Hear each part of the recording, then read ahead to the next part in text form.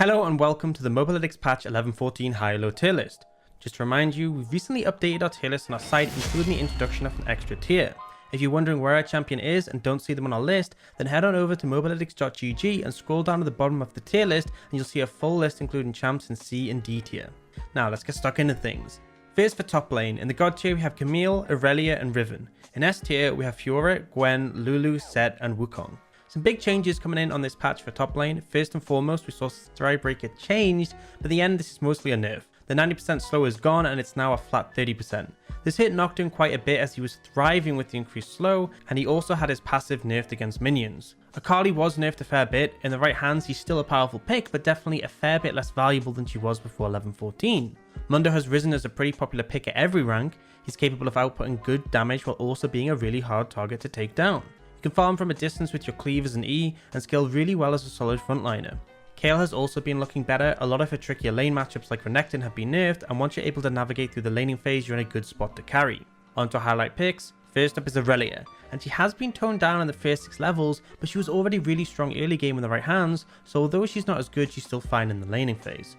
Her scaling is insane now, and she wins almost all 1v1s later in the game. Her damage reduction on a W is massive and has a halved effect against magic damage once more, and the big thing is later in the game her Q cooldown is massively lower thanks to putting points in your ultimate. At level 16 you can easily have your Q on a 3-second cooldown, meaning you're not nearly as reliant on minions, and you can use it as a dash even if your ult and E are on cooldown. Aurelia is likely to get nerfed soon as she's overperforming massively. Next is Tahm Kench. He got some really big damage buffs on the last patch with his passive doing more and applying with his Q. He can now go toe to toe with most top laners in the laning phase and scales well into a bulky frontliner. His new W means he's able to get out of difficult situations a lot more easily than he used to be able to, and his E was also buffed to help him survive most lanes. In the later stages you can use your ult to keep critical members safe and give them a huge shield, and you have a massive HP pool that's hard to burn through. Poppy is solid right now as an anti-meta pick. She's really good into a lot of the popular tops like Camille, Aurelia, Riven, Fiora and more. She shuts down champions with mobility thanks to a W, and a lot of strong meta picks across the game are highly mobile skirmishers. Her laning is actually decent. Her Q does good damage and can contest priority, and if anyone steps near a wall, you can heavily threaten them with your E. Your R also works effectively against split pushers as you can simply knock them away when they threaten your tower. Onto the jungle. In the God tier we have Xin Zhao, and in the S tier we have Fiddlesticks, Karthus, Kindred, Nocturne and Shaco. Jungle hasn't seen too many changes. Lily had a bit of a shift up with sustain being added to her passive, so she has a healthier clear and more survivability in skirmishes. She tends to scale better now but has less impact from her ult and E to balance that out. Graves got an AD buff which does make a fair bit of difference and has sped up his clear, but he's still struggling to make a bigger impact and just gets stat checked by a lot of the stronger meta champions. We also saw Viego bumped up a bit thanks to some changes to make his W more effective and lane specific nerfs that don't affect his jungling. Lee Sin is doing pretty solid as well, a strong laner in the current meta, but his strengths also carry into the jungle where he has a strong amount of early pressure but also scales far better than he used to with the powerful bruiser itemization available. Gragas has a decent clear speed and is really versatile, fitting into pretty much every comp. He has good early ganks with Predator and finds himself doing well in 2v2s or 3v3s thanks to his CC and solid damage numbers. When it comes to teamfights, he can provide heavy disengage with his Q slow and ultimate, but also works at finding picks or engages with a strong flash body slam combo. His E also gives him a lot of safety from early pressure.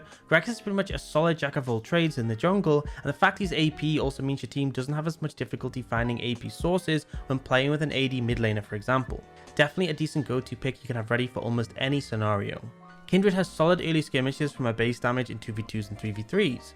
Her E gives a lot of single target bursts which can quickly eliminate a target and force a numbers advantage. She struggles with champions that can get on her early game and can CC lock her late before she gets a chance to ultimate. But once you get items, you become a really dependable carry with a ton of damage and utility. Your ultimate is a safety net not just for you but for your team as well, and you can perform well into most comps, particularly against heavy divers. Just be concerned about facing into strong early junglers like Xin Zhao.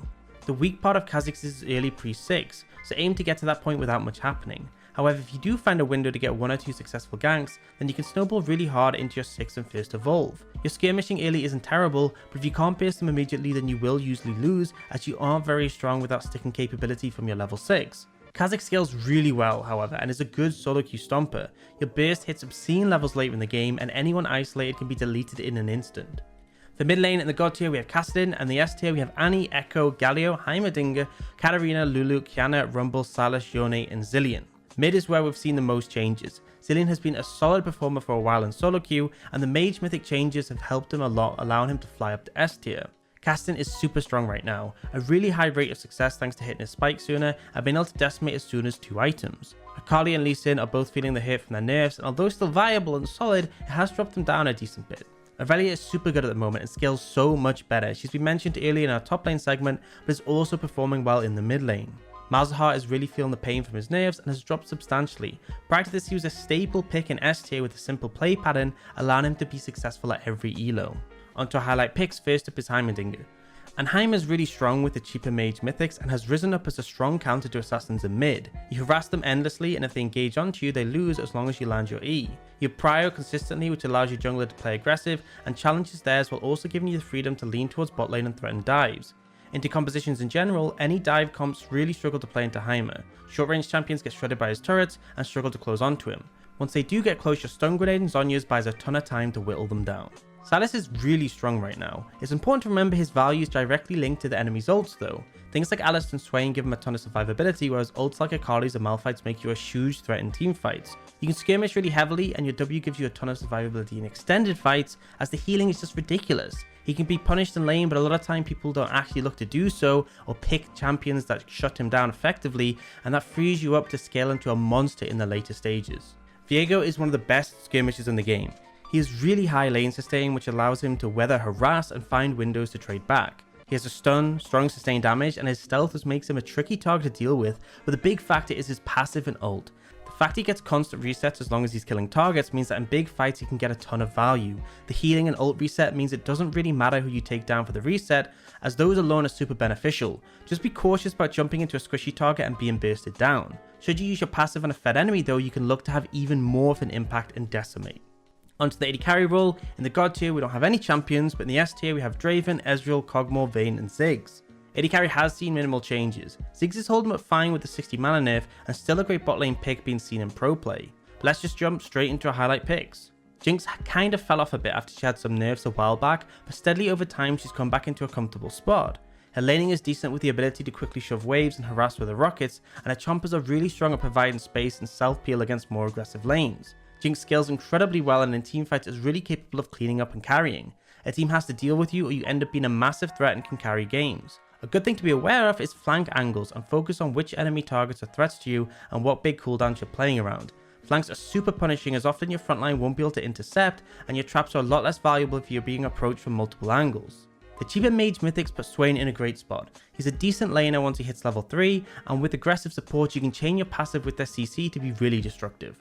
At 6 you win almost every 2v2 all in thanks to the sustained damage and survivability your ult offers. It's really hard for most lanes to handle it. Thanks to your ult you function really well in skirmishes, and particularly into a lot of the melee bruisers popular in the meta. Swain is a great pick when the enemy team is short ranged or has a ton of dive. A lot of AD carries will get run over by things like Nocturne, but Swain can use his ult and Zhonya's to come out ahead when being focused down and heal through while dealing a ton of damage. Vayne actually got a big indirect benefit with the introduction of Anathema's chains. A lot of champions will build this and target the enemy AD carry later in the game, but thanks to Vayne's true damage this doesn't really affect her or limit her. She's still capable of shredding any target into the ground.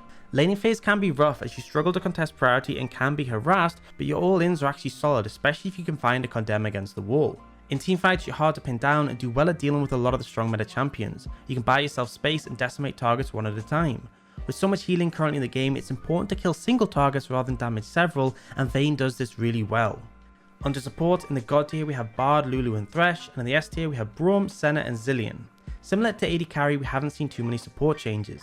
Tahm Kench is not performing well in the role and is much more competitive as a top laner. His damage is decent now, but he doesn't offer the same safety he used to for his lane partner. Pyke is doing okay. There was a Stridebreaker build popular last patch, with the nerfs he's back to his usual builds and is still doing alright but nothing massively special.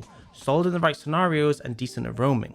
Onto our highlight picks. First up is Braum, and he's been rising in popularity and performing a lot better. He's really good into melee champions as his passive has so much value at locking them down effectively, and he excels in skirmishes by using it well. His shield can shut down opponents and block key abilities, and this is especially effective in 2v2s in the laning phase. A lot of supports like Leona and Nautilus struggle into Braum as they get locked down by his passive while his shield stops the AD carry from being able to contribute. It's a really suffocating pick because of that, but it's important to know that if you blind Braum, there are a lot of scenarios where you can be bullied out by picks like Karma.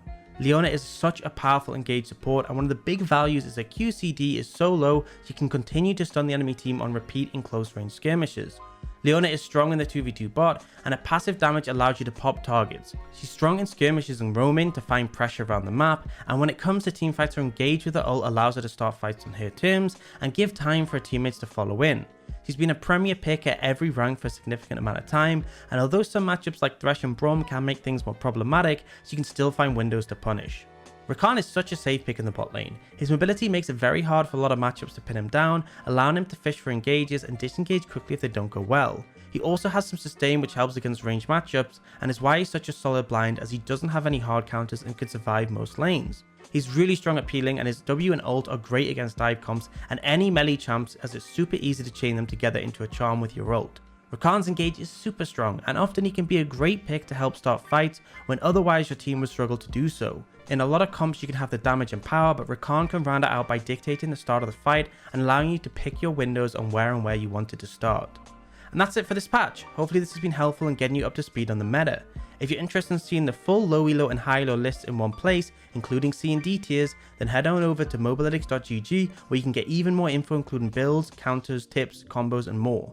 Everything has just been revamped, so be sure to check it out. See you next time, and thanks for watching.